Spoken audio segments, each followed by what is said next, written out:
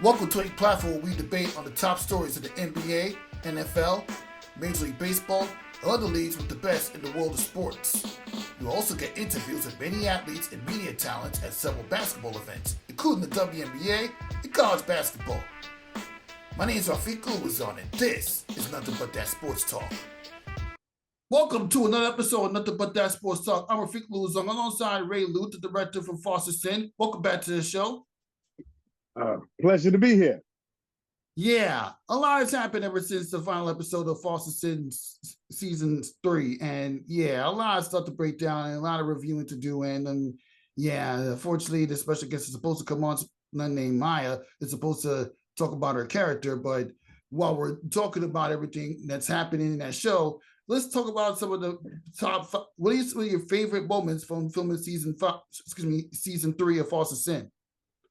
One of my favorite moments is when Ruby and Tori convinced Paige, or they forced Paige to have a BBL against her will. I felt like the concept of that is I wanted to actually scare some of these young ladies from doing anything to their bodies and really just to keep them away from certain individuals that they might be in business with, shady individuals, so basically just look out for your friends, because the things that they made her do in that scene right there, it was ridiculous. So I just wanted to, have another social awareness moment. And it was really to scare the young ladies. And that was my favorite scene, man. Yeah, that moment with the breast implantment, not a good look. Yeah. I know that must have been hurt. And to add on to it, this is when Sports Entertainment segment featuring Ray Lute from Foster Sin. Just to remind everybody what type of episode it is. Mixing Sports Entertainment put together is one of my newest segments of the show. And this is the first time I've done it in a while, and I'm glad I got a chance to do it with you. Yes, I appreciate that, man. It was always a good time chilling with you, man. Yeah, and getting back on topic, that whole Ruby and Tori storyline is kind of dark. I mean, when you try to put together something that involves people getting involved in dancing just to make money, only to find out that it's not the type of dancing it's supposed to be, and only for Maya's auntie to try to get her out of the situation when she refused to listen to reason until she had no choice but to listen to reason. That's something that you need to think about when you're creating these stories. Yeah. It's very interesting that there's so many young ladies out right now, some of the younger ones, and they like dressing up, meaning they want to look like adults. And some people are really not asking their age, some of the older guys, and some of these girls think just because I look like a woman, I'm going to be treated like a woman, and that's not always the case. So what I wanted to do is, like I said, once again, is bring some social awareness to the youth, just to let them know, hey, the stories could be hip, they could be dope, but there's something that you can learn from these stories, Mm-hmm. Yeah, exactly. And it's also to teach you that you can't get too caught up in hype with somebody just because you see him dancing and talking ratchet and doing all this, because when you're actually thrown into the fire, you can get burned. There we go. And that's the perfect point that I wanted to get across. It's like, hey, maybe you need to take 2 extra seconds to think. Is this the smartest thing? Sometimes with fast money, a lot of crazy things come along with fast money, so most of us that are working and, going to school, perfecting our crafts, we will take the long way to get there. There's no rush to get that fast money. But, some of these kids are misguided. They don't have the proper, tutelage with them or around them to lead them in the right direction. So to them, it seems cool. So I wanted to show them, you go down this dark path, it's going to be dark prizes too, Yeah, exactly. And and to add on to it, there's one scene where Gina is going to tell you what you're going to do with a high school diploma. You could do a lot with a high school diploma, a lot more than you could do when you're involved, when you were affiliated in prostitutes and drug dealers, a lot more than that. Yeah. Even with all the money, what good is all the money in the world when you're always being told what to do with firearms pointed at your face? Yeah, yeah, and that's a good point that you made right there because so many people feel that way. They feel like, well, what are you going to do with a high school diploma? Once again, let me chase this fast money. And I said, oh, okay, you want to go down that dark lane? Let's show everybody what can happen. Let's show everybody the prizes you can get from doing that. So I utilize different characters in this to get the point across because everybody has their favorite characters in the show, and some of the messages and the words might resonate better with certain audience members because they said, well, my favorite actress said that, so I'm going to listen to her. Oh, I kind of like that actress, so I'm going to listen to her. So some kind of way I said, I'm going to get my message across to somebody. Even if I touch one person with a positive message, then the job is done. Yeah, the job is done indeed, and you have to live like that. You have to Yeah, learn to live with the consequences when you get involved in these dark stories. yes. And to continue on, there's one surprise that dawned me. How did I not know that Flossie B was going to make a comeback after he got bodied by his own son, by his own daughter? I mean, seriously. Yeah. And it didn't even know that the only reason why the nurse was able to have any affair with the guy because she thought he still had the money from his boxing career, only turned the hallway that he did not. Like Yeah. seriously, like seriously, what's wrong with that? You bring Foster B back, you're not even interact. I mean, if you're gonna bring Foster B back on the show, the least you can do is have like an interaction with his son and daughter. But obviously, they don't want no part of that. Yeah, the kids wanted no part of him whatsoever. So I wanted to almost go into put everybody into the shoes of Flossie B, showing that this once heavyweight champion of the world, how far he has fallen to his children don't want to be bothered with him.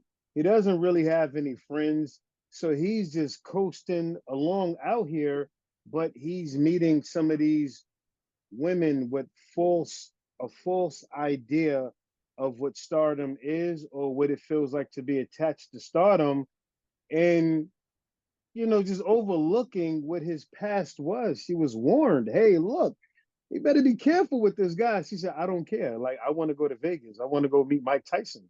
Yeah, I went through the hallway that you're not that's not really gonna happen. And the only reason why you even got a chance to go to Vegas because somebody helped her with that. And you did Yeah, a good job telling that story. Because thank you, yeah, bro. let's not because yeah, let's face it. This pretty much I mean, you pretty much tell the narrative that we had to learn the hard way from P. Diddy. Yeah. Look at how far P. Diddy gotten ever since that video Oh man, beating up Cassie leaked out. That's terrible, that's that's terrible. that's just pretty much what it is. Yeah, yeah, And it get back really to that. is. The best way to end this character and what could be the last season on the show, of course, that's for you to know because you're the writer. Is to Yeah. just go back to see what the lady who happens to be the lesbo principal. Like, what's wrong with that? Every single thing in the world was wrong with that. And if I had a chance to tell or give everybody a backstory, I really would, because these are some real interesting characters in the show. So with this lady right here, I had a prequel where it was her and Mr. Brown that were romantically linked, Mm-hmm. right?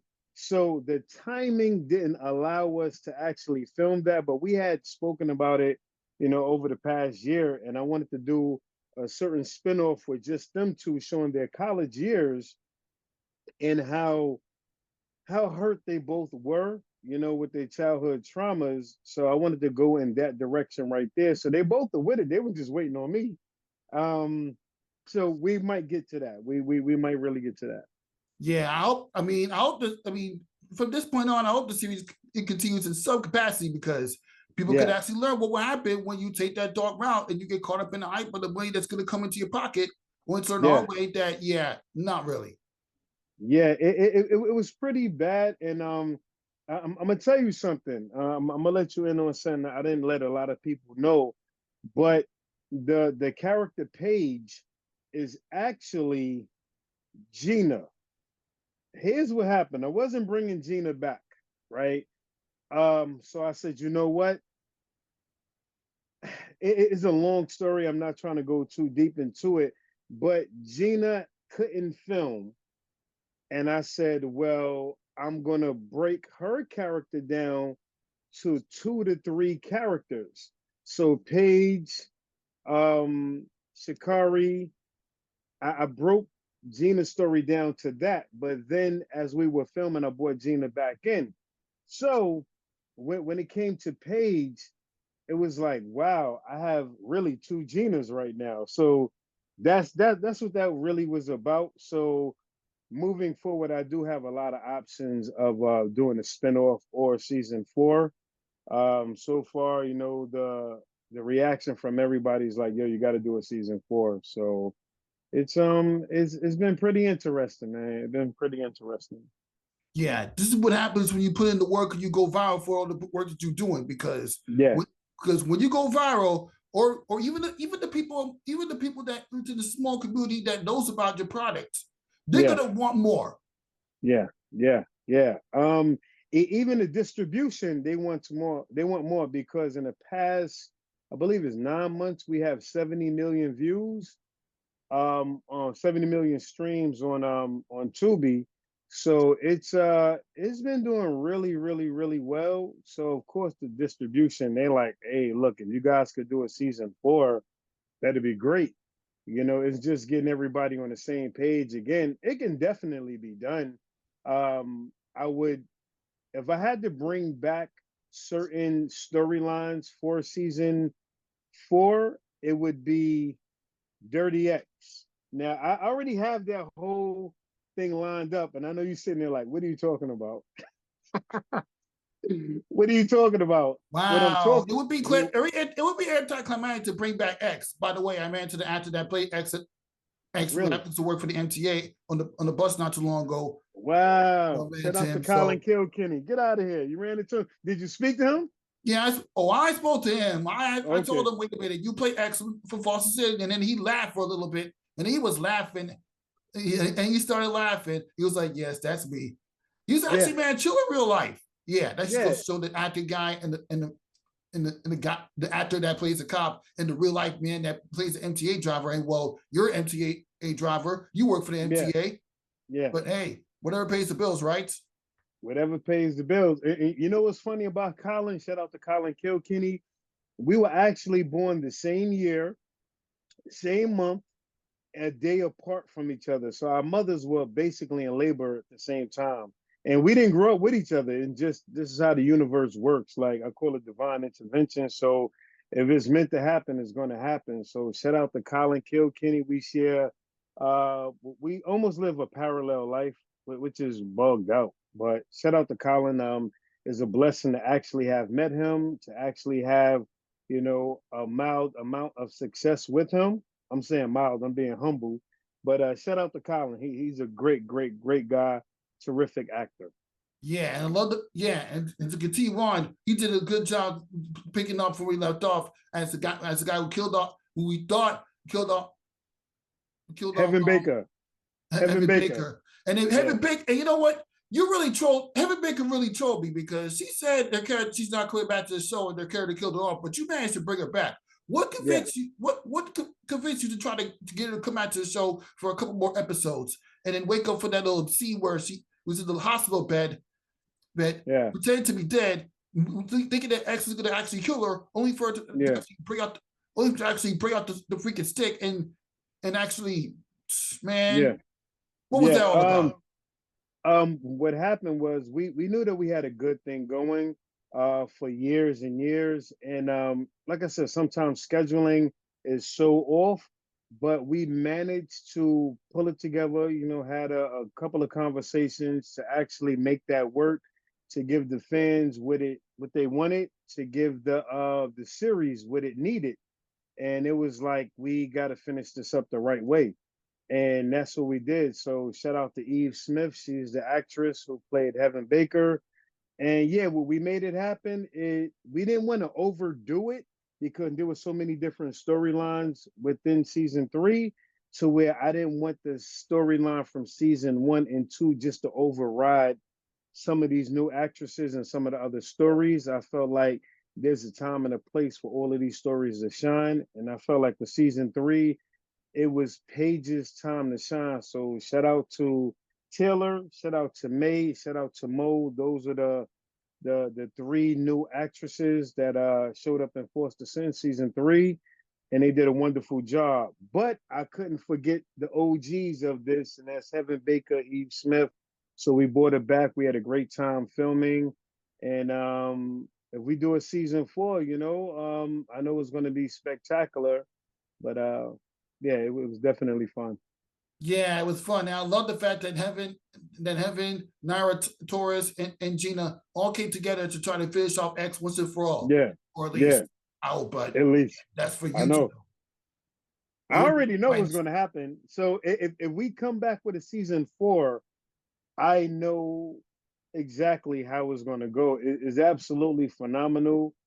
Um, that's if we make it happen. I know everybody they like, Ray, let's go, let's do it. Um, and it's a great chance that it'll happen again.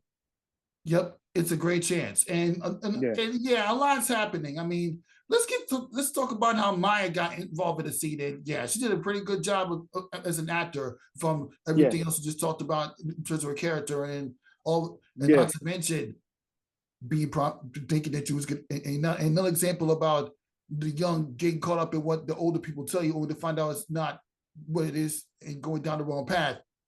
You yeah, actually when you actually did a roller coaster ride with the principal and the assistant principal. I'm not going to say what roller coaster ride I'm talking about on the air, yeah, but yeah. Woo! you understand what I'm talking. But you probably understand what I'm thinking about thinking Definitely. that you was going to get a scholarship to Rutgers.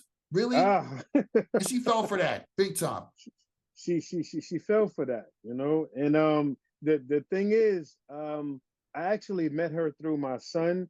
They both went to South Shore High School together. Oh, They okay. both graduated from there, and she was in one of his music videos before. So he told me, he said, Dad, I think she'll be a good addition to Foster Sin. So I looked at her, I said, okay, she has the look for it. Let's see if she got the chops.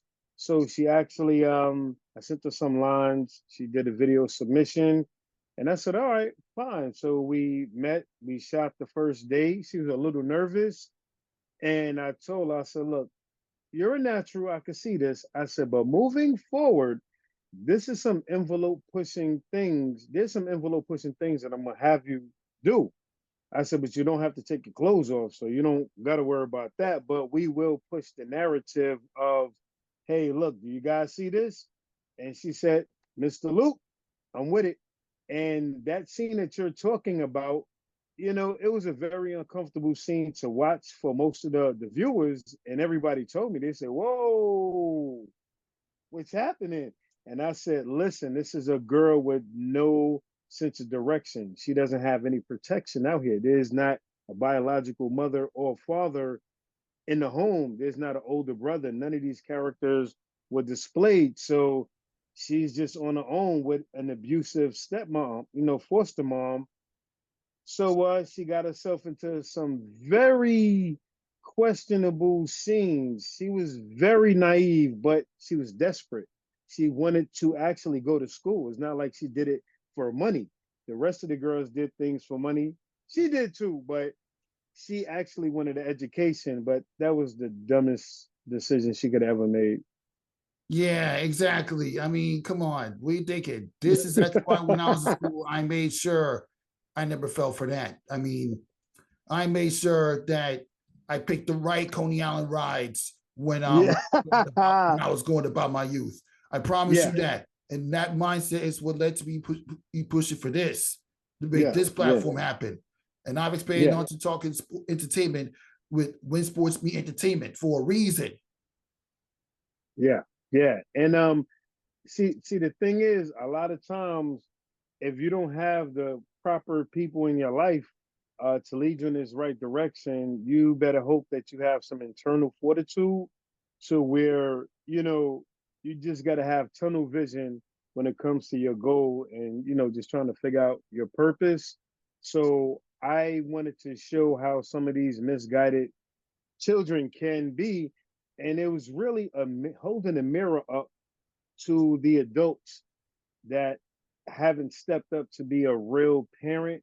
So this whole show is really about adults say, hey, look, if you don't lead your child in the right direction, this can happen to you.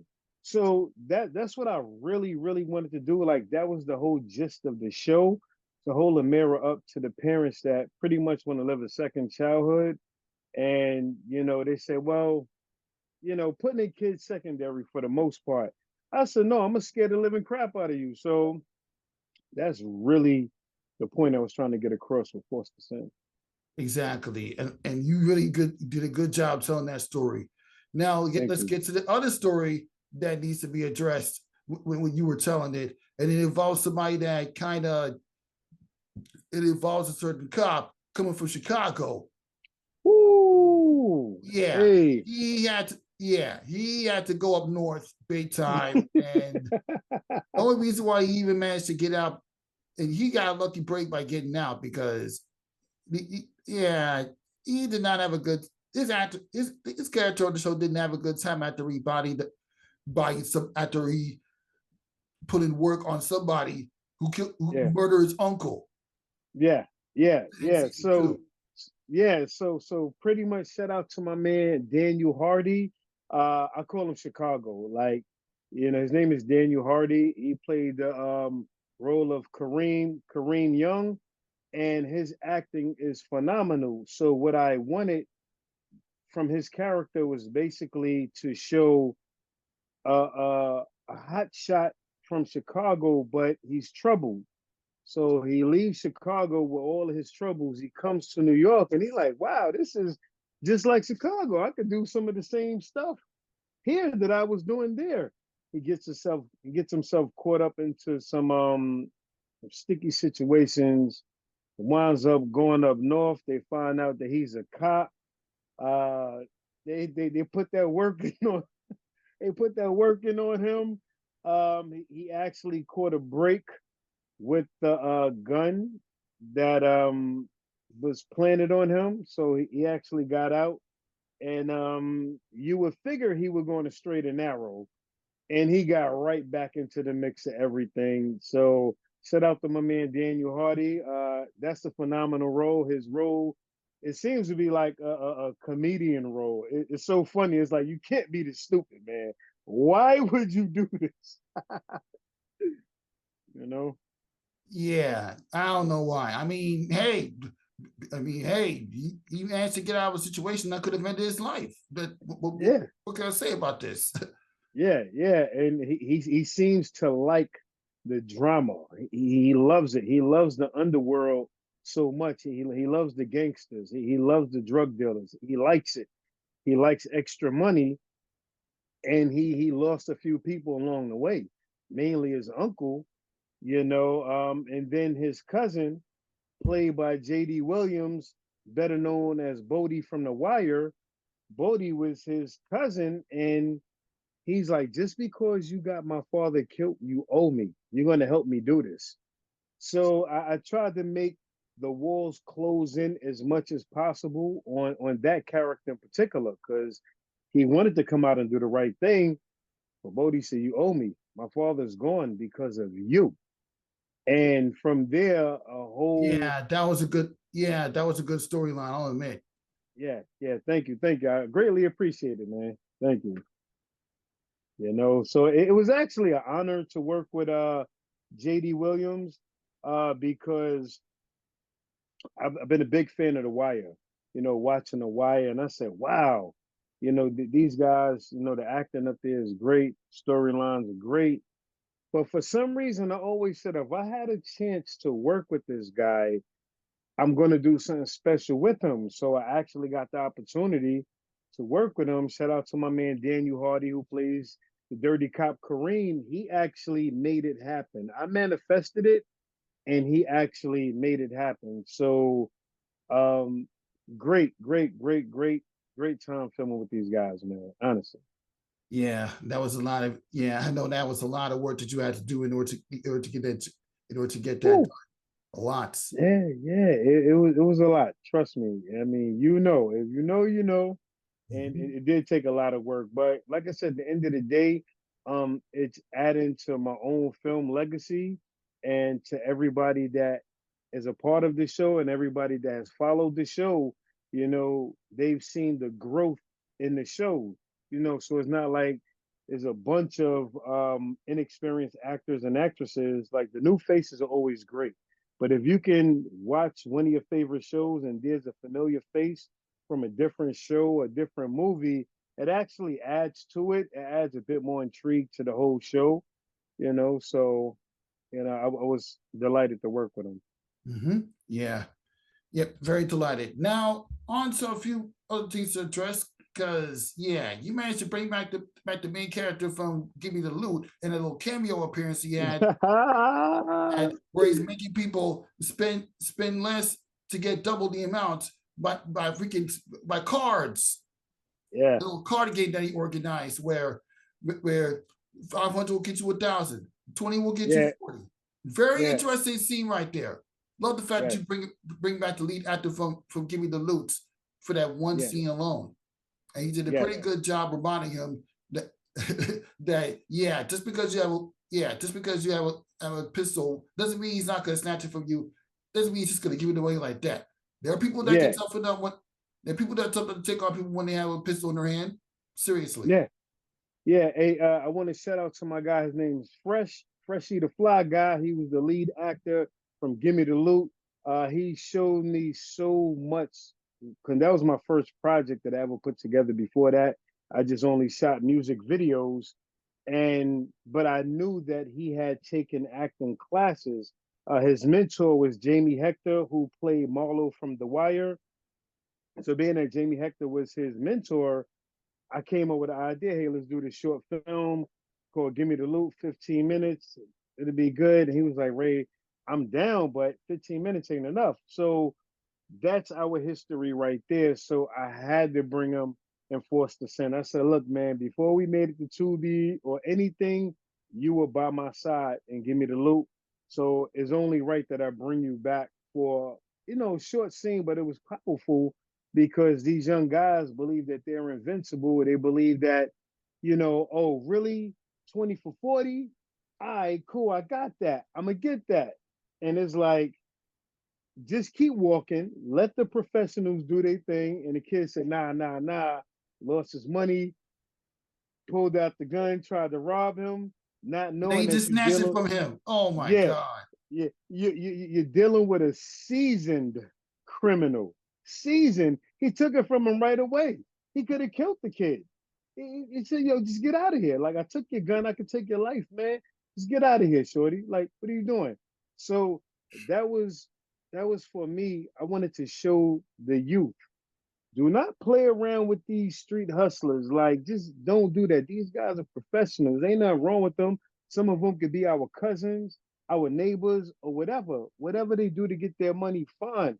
But sometimes the youth thinks that they're smarter than anything.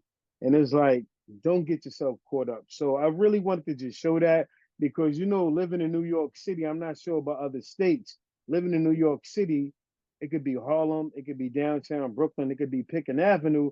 You can run into the individuals doing that.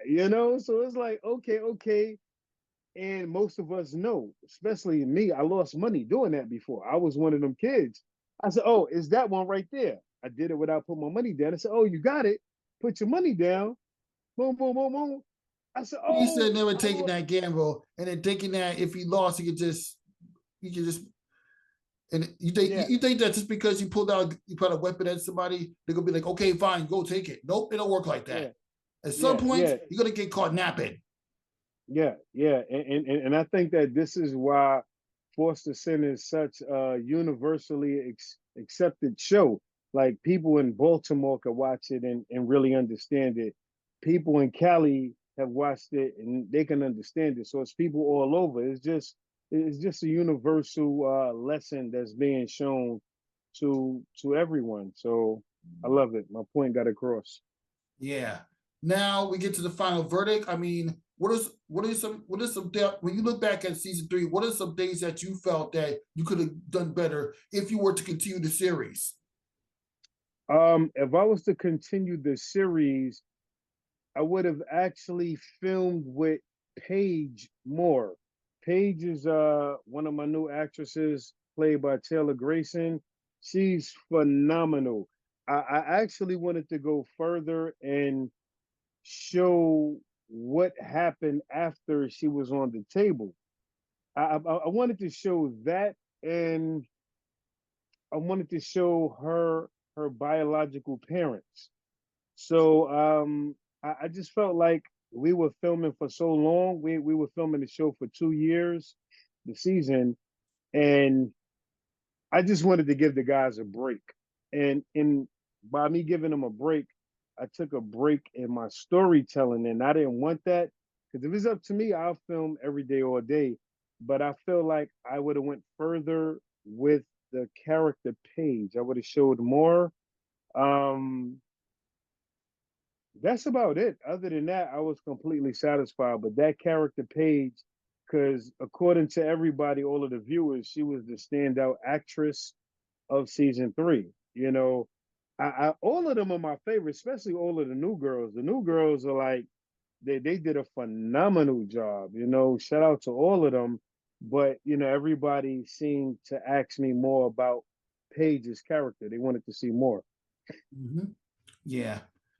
Well, that was pretty much it. Thank you for stopping by, and I'm glad we're done with the review.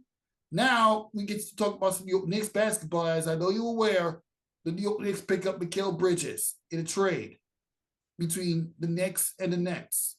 So, yeah. With that being said, what are your thoughts about Mikel Bridges coming to New York, and what do you think that's going to do for the New York Knicks as they continue to build off 2 straight years to make it to the conference semifinals? Shout out to the Nova Knicks. What we doing out here? Let's get it.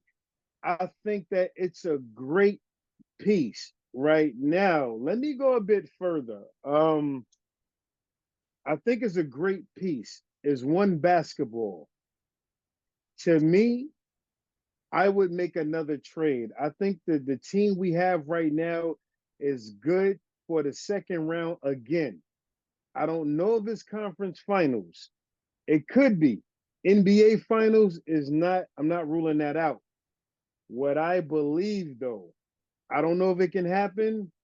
I would do the Julius Randle for Cat.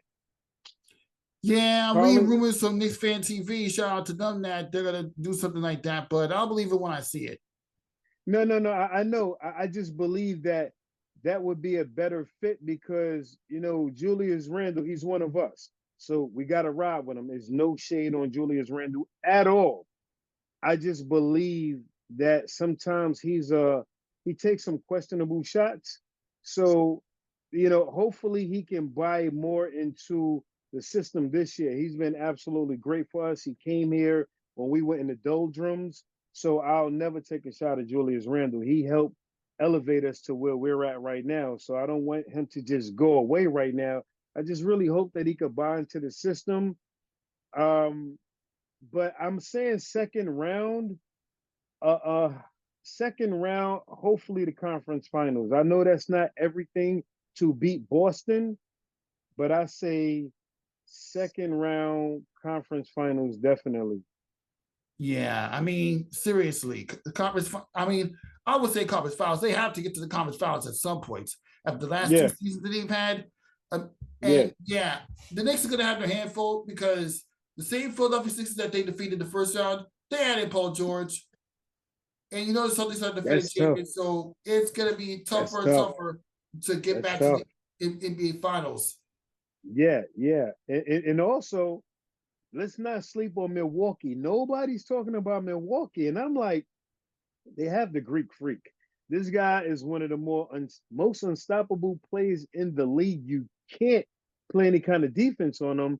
And I think Dame got his feet wet last year, but he just touched the water. I'm like, with the whole year of knowing I'm going into camp, I played here, I got things to improve on.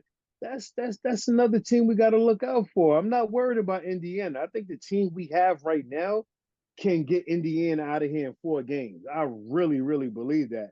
I don't believe in Indiana. I know we matched up well last year in the playoffs, but we only matched up well because all of our guys were hurt. So that's why we had to go to a game 7. But no, the team we have right now will sweep Indiana. They're not our problem. Our problem is Milwaukee, Boston, and Philly. So those are some tough, tough teams right there, man. Tough. Yeah, even though I'm still enjoying the win against the Sixers last year, I can't deny the fact that with Joel Embiid being healthy and in addition to Paul George, they're gonna be a bigger threat to the Knicks next year than they are last year. And Yeah, let's yeah, not forget, we could have ended that series in 5, but yeah, Tyrese Maxey had a moment, so yeah, we had to yo, end it in man. 6. But I'll take Oh I'll man. take winning 6, but we should have ended in 5. Let's be Yeah. honest. And the fact that we trade our draft picks to help Brooklyn in the tank for a Cooper Flag sweepstakes, pretty much. I'm fine with it. Uh, I'm fine with it because the team that we have now is not a rebuilding team. This is we have a 3 to 4 year window to get this done. And whatever draft picks that we would have gotten, uh listen, I can't worry about that. They're going. Draft picks are going. Let's move forward. We got Mikel Bridges. The chemistry should be well. How does DiVincenzo feel about being a 6 man? I don't know. Hopefully he doesn't have any gripes because he had a marvelous season last season. Marvelous. Broke the Knicks 3 point record for the most threes in a single season. He did marvelous, but right now his performance didn't get us to the conference finals or the finals. So we see that we have something there, but now it's like, listen, that was cool. Let's do that when it's really, really needed. But we have to move together as a unit. So shout out to the Knicks and shout out to the Nets. Like, most people in New York is either or. It's either the Yankees or the Mets. It's either the Jets or the Giants. It's either the Knicks or the Nets. I just happen to be different. I love all my New York teams. I'm sorry. I'm Thinking a the Knicks exact same fan. thing too. I mean, everybody Yeah, can tell me to choose between the two. I can't go against Brooklyn. I can't. I I, can't do I it. can't. I can't. I mean, listen, I'm a Brooklyn Knight forever. I am a Knicks fan. I seen the wars. I seen the wars. I was there watching all these games, going to the Garden, seeing the wars. But now it's like we have a team in Brooklyn, so I'm not even mad at the picks because it's not like the Knicks traded it to Philly. They gave it to Brooklyn. So Mhm. we can't lose. Like, what are we doing? We can't lose, man. Yep, you really can't. We can't lose. Yeah, we can't. And that'll do for this episode. Nothing but that sports talk when sports meet entertainment segment. Thank you for stopping by, Ray Luth. Oh man, the pleasure was all mine, Ralph. Real talk. And I can and yeah, we'll be well. Can't wait to continue talking some more Foster Sin Yes, and other projects you have coming up soon. And I know yes, you got that project in the veins, the movie coming out very soon. Can't wait to see how that's gonna go. And yeah, unfortunately, Maya couldn't make it because she had other stuff to do. But I'm sure we're gonna get an episode where she's talking about her experience, talking she's on Foster Sin with all the stuff yes, you just mentioned. So yes. yeah, Appreciate it, my brother. Listen, man, continue doing what you're doing. I absolutely love it. You're interviewing the stars, the WNBA stars, college stars, everybody, man. You're doing a wonderful, wonderful job, man. Shout out to you. Shout out to your platform. Shout out to Brooklyn. You're a great addition to the media world in Brooklyn. We thank you. Thank you for having one of our own to be able to be in this situation to make these beautiful things happen. for Raymond Luther, Rafik Lewis on. We'll see you next time, and I appreciate the love. Thanks.